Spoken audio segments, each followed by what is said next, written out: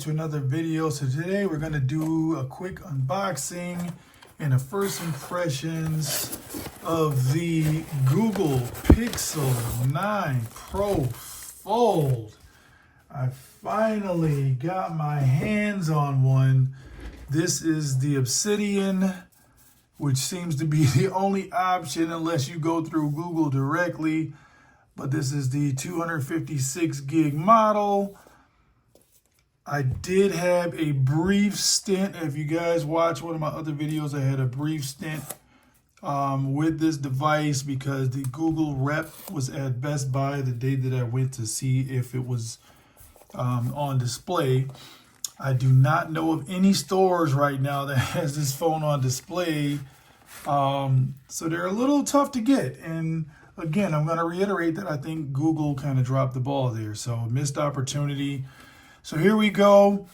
Nice little, recycled box here. Nice and thin. So we already know there's not going to be anything in the box other than the phone and probably the cable, which is so ridiculous still to this date. I don't know why we have to keep complaining about this, but $1,800 device. Not a whole lot of sales that I've seen for this device. They give you like a $350 credit, I think, before pre-order through Google's site. I don't know what you can get from the Google Play Store for $350. So you guys can comment below. Let me know about that. I don't think I need that much software. Maybe like a couple editing apps, a couple of paid apps, with $350 of credit just seems like overkill for me.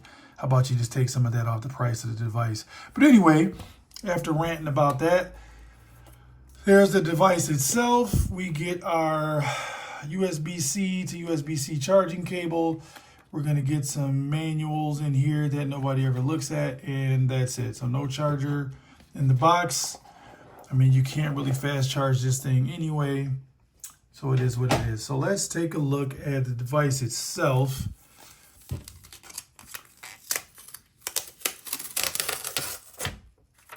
All right.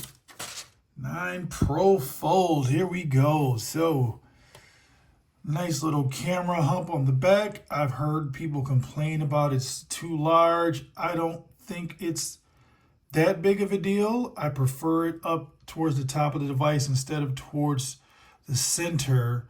I don't like those big, huge camera bumps. Kind of throw off the weighting of the device.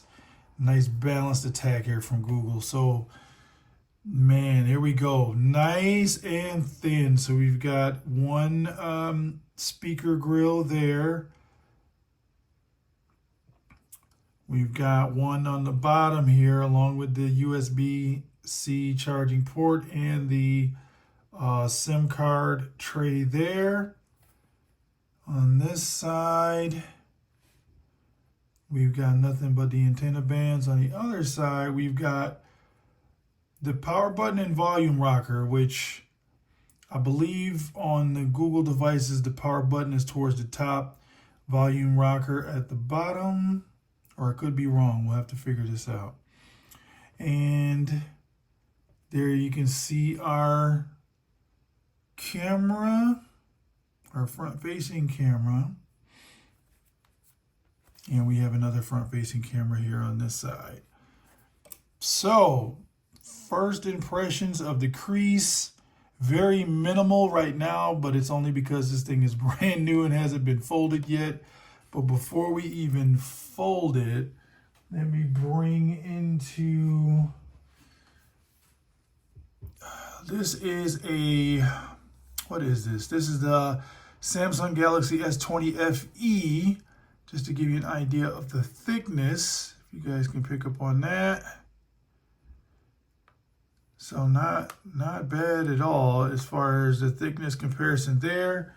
What else I got laying around here? We got the Z Fold 6, who is pretty much the direct competition. Actually, let's turn the screen off here.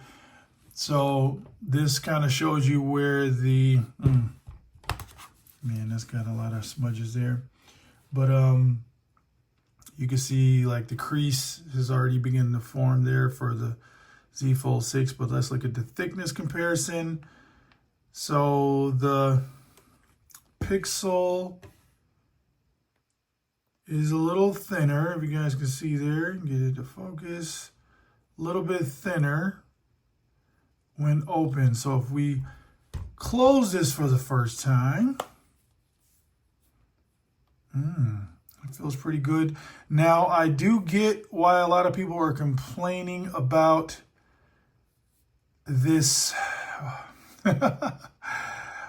border, I don't know, bezel, whatever you want to call it there. It almost looks like it's a phone that was almost like a cookie cutter situation where you could kind of trace around the edges there, but then you just never took the phone out of it. You just kind of left it in there. But I will say right now, it doesn't bother me too much. It gives the design a little bit of character. But again, this is just early impressions. I don't know how I'll feel in a little bit.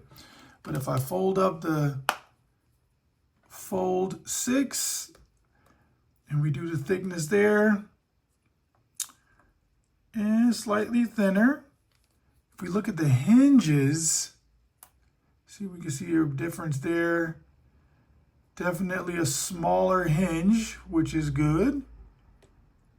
And there you can see it's definitely wider on the Pixel 9 Pro Fold.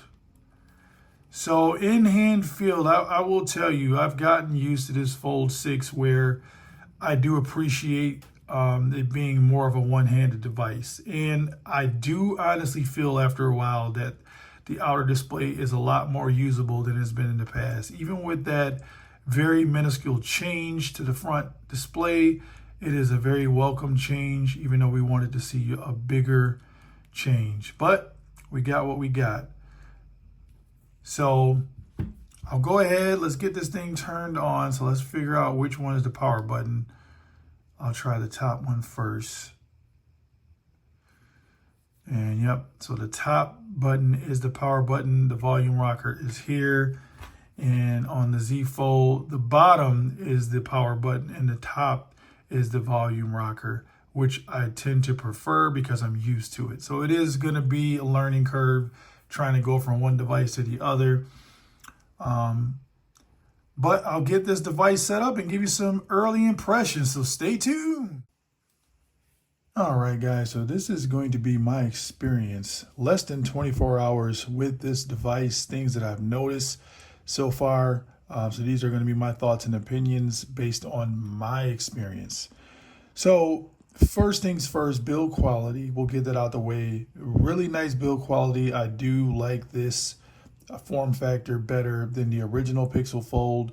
So I think they are onto something here with the taller aspect ratio. The device is still wide enough to have a really usable front screen, which is fantastic. The hinge, I like the hinge is nice and smooth, but I do hear a slight creaking with the hinge that kind of concerns me a little bit. It kind of reminds me of the Z Fold 4. Not saying that it's not sturdy and strong and that it won't hold up, but it is something to keep an eye on.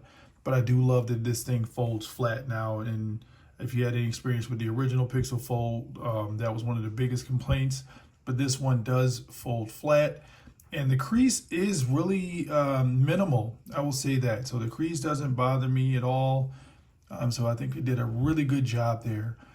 Now, haptics, I want to jump on that really quick. I love the haptics on this device. Very strong, very nice out of the box. I haven't adjusted anything as far as the haptics go. I just left the settings as they are because I really do like it. So it definitely enhances the typing experience and just interacting with the phone itself, the different feedback that you get. So kudos to Google for that. Excellent job there.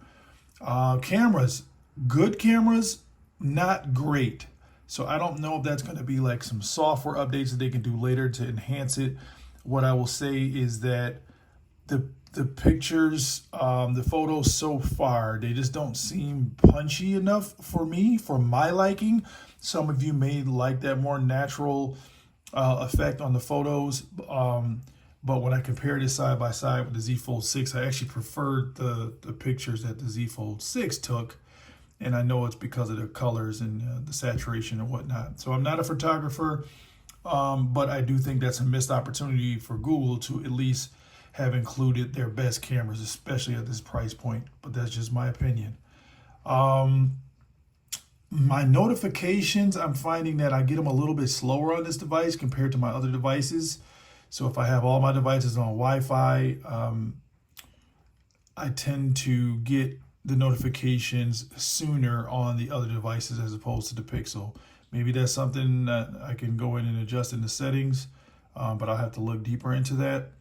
As far as performance, so this Tensor 4, I have experienced that it can be smooth most times, but then when you do something that's a little more demanding, it can be a little choppy as far as the experience. I have tested out the games that I usually use, which is NBA 2K20, works really well on here, but that could be because the game is a lot older now, and I don't even think they do updates to that game anymore, so it does run that pretty good. Now, DH5, one of my favorite mobile games of all time, still gets updates and whatnot, and I experienced a lot of drop frames to the point where it was just too noticeable, especially in comparison to the Z Fold 6. So if you're going to play games that are demanding, then yeah, you might want to stay away from this one, which is a huge bummer because you guys know I do some mobile gaming and I have like the GameSir controller, so I use that. Emulators might work on here. I haven't tested them yet, so they should work out okay. But as far as some of the newer mobile gaming titles, it's probably going to struggle a bit. RAM management seems to be pretty decent for the most part on this device. It's too soon to really tell you guys about battery life, but what I will say is that it does stay at 100% for a good bit of time. And typically with Android devices, as soon as you take them off the charger and you open a couple apps, it's already dropped from 100 down to 99 or 98 or whatever the case. So I did find that this device, so a good sign is it stayed at 100% for a little bit, kind of reminiscent of iPhones. So that's good. Speaker quality is pretty good on here. I would say it's probably a tick below the Z Fold 6. So the Z Fold 6 has some really good speakers on it. So this device here is probably just a tad below that, I would say. Now the speaker placement, I'm not sure how I feel about it. There's one here at the top left and then one at the bottom right. They want you to really hold this device here in the portrait mode, which I don't mind doing, but sometimes if you're playing certain games or whatnot, they won't scale properly. So you want to kind of turn the device this way. And when you do that, it is going to make sure that you're covering up at least one of the speakers at all times. So that's something to be aware of. I don't know if it's a deal breaker for people, but for the majority of the times you can just use your device in portrait mode because of the aspect ratio. So those are my early impressions of the device.